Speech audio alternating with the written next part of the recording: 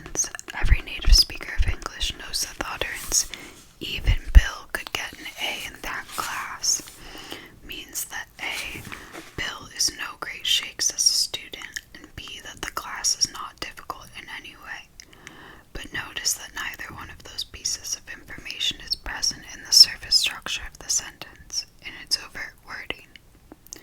That is, the sentence does not read, even Bill, who is certainly no great shakes as a student, could get an A in that class, which is not difficult in any way.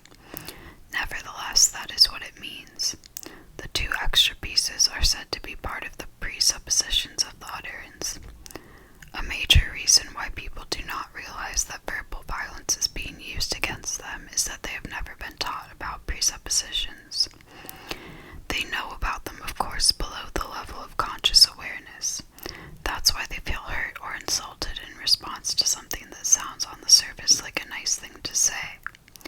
But they have never been taught to watch out for presuppositions or to pay attention to them instead of the words that form the surface sequence. As a result, they cannot express why they feel hurt or insulted. The illustration in figure 3.1 is a training device that we will be using in this book to make you aware of presuppositions.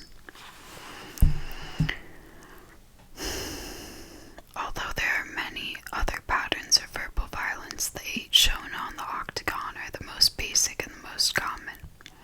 In each section of the octagon, there is an utterance pattern in which a particular message can be hidden away as a presupposition of that utterance. In this chapter, we will go quickly through all 8 sections of the octagon. Then, in the chapters following, we will take up each section in detail and consider strategies for dealing with it. The most important principle at this stage of your training is to remember always to respond to the presupposition, never to the sequence it is hidden in. The steps of your strategy go like this. Number 1, identify the satire mode being used.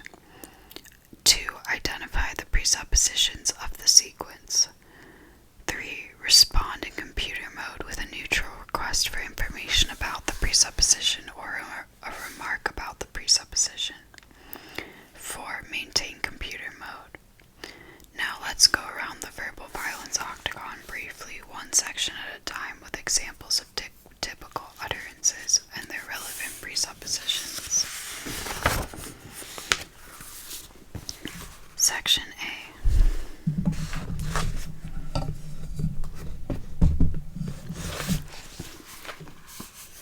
If you really loved me, you wouldn't go bowling. Presupposition, you don't really love me. Number 2, if you really wanted to lose weight, you wouldn't eat so much. Presupposition, you don't really want to lose weight. Number 3, if you really wanted to be promoted, you wouldn't go to lunch with a person like that. Presupposition, you don't really want to be promoted. Number 4, if you really wanted to pass this course, you'd pay attention to my lectures. Presupposition, you don't really want to pass this course. All of these utterances are simply disguised blamer mode sentences. It is a little more subtle to say, if you really loved me, you wouldn't go bowling, rather than you don't care anything about me and the way I can tell is because you go bowling. But the meaning is the same. In section A, the flat blamer mode accusation is hidden away as the presupposition. I'm so hungry, I hope you can't hear my stomach. Section B. If you really loved me, you wouldn't want to go bowling. Presupposition, there are 2. You don't really love me, and you don't have the power to control your feelings if you want to. Section B are like a products dipped in poison. They are Section A attacks escalated to one more level of viciousness and are of course in blamer mode. In the example sentence about going bowling given,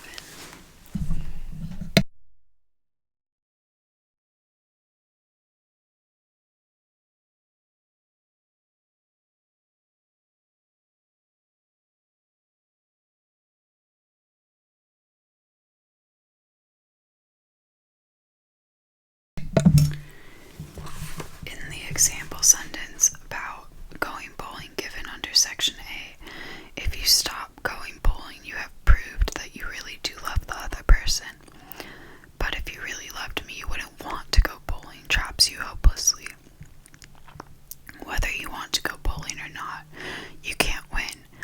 are still going to want to go, and since you have swallowed the presupposition that if you really loved this person you wouldn't want to go, you are going to feel guilty no matter what you do. If you go bowling, you'll feel guilty because you're going. If you don't go, you'll feel guilty because you wish you had. The fact that somebody begins this sequence with sweetheart does not turn it into a loving, tender thing to say. When you hear it, you've been slugged. Learn to recognize that. Section C. Don't you even care about your children? Presuppositions: you don't care about your children. You should care about your children. It's wrong of you not to, and therefore you should feel rotten. Don't you even care about your appearance? Don't you even care what happens to the other students? Don't you even care what the neighbors will say to your mother? Section C's are a fairly straightforward blamer mode, even on the surface. It's hard to imagine one of these sounding like anything except an accusation. Notice that the word care is heavily stressed in these examples. That's important. It's one way for you to tell the difference between a genuinely interested request for information, such as might come from a leveler who simply wanted to know, and a verbal attack. The presence of our old friend even is also a clue. Take that last example. It comes from a leveler, someone who has no violence in mind, and is far more likely to take this form. Don't you care what the neighbors will say to your mother? There is no stress on the word care, and no even in the sentence. The intonation, the melody of the utterance is quite different. Section D. Even an elderly person should be able to understand this rule. There's even, again, watch it. Presuppositions: there's something wrong with being an elderly person. 2. It doesn't take much intelligence or ability to understand this rule. 3. You should feel guilty and stupid. Even a woman should be able to grasp basic economics. Even a freshman ought to be able to pass this test. Even the second graders know how to do that. I'm muting this for my stomach to growl.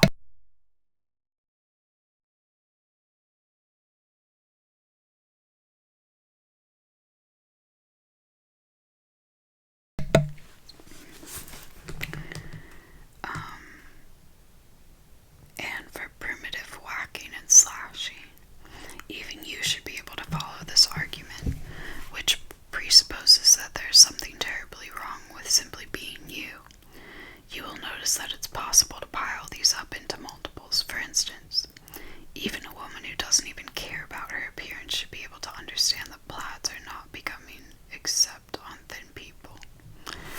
This is brutal. Go to computer mode and maintain it. The Section D attacks are in a mild computer mode, as are all of the presuppositions except the final accusing one.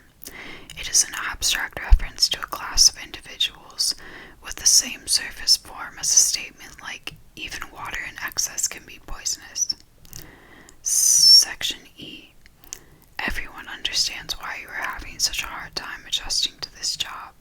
Presuppositions: you are having a hard time adjusting to this job, and everybody knows about the problem you have that's causing you difficulty in adjustment, so there's no point trying to hide or deny it. Everyone understands why you're so emotional these days, darling. Everyone understands perfectly why you are becoming hysterical, Mrs. Smith. This particular type of attack sounds so much like leveler mode that it can catch you off guard. The presence of that all-knowing and unidentified everyone at the beginning should be a warning. This is a computer talking, usually with a blamer wind-up. Because it is so carefully orchestrated, however, it is nothing like the distractor mode. Distractor mode has no pattern for you to observe. Section F. A person who really wanted to succeed wouldn't object to a trivial regulation like our dress code. Presupposition: you don't really want to succeed. A person who has serious emotional problems can't be expected to cope with the workload here like other employees do, Mr. Rohr. Presuppositions: you have serious emotional problems, and the workload here is reasonable.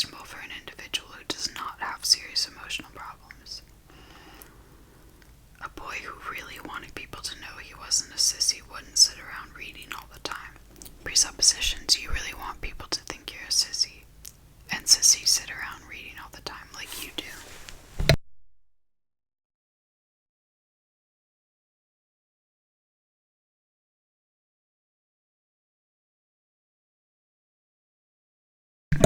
I guess I'm a sissy. Section F's are basically computer mode. Section G. Why don't you ever want me to be happy? Presuppositions, you don't want me to be happy, and you have the power to make me happy if only you were willing to use it. Sometimes this turns up in a flipped form. Why do you always want me to be miserable? But this is a valuable clue to the amount of danger you are in. Your opponent doesn't have much skill if he or she leaves anything so obvious dangling out in the open like that. For example, why don't you ever act like other mothers? Why don't you ever take a closer look at yourself? Why don't you ever think about the welfare of the other students in this class? Why don't you ever consider the feelings of other people? No amount of tinkering will make why don't you ever different enough from you never to remove it from blamer mode.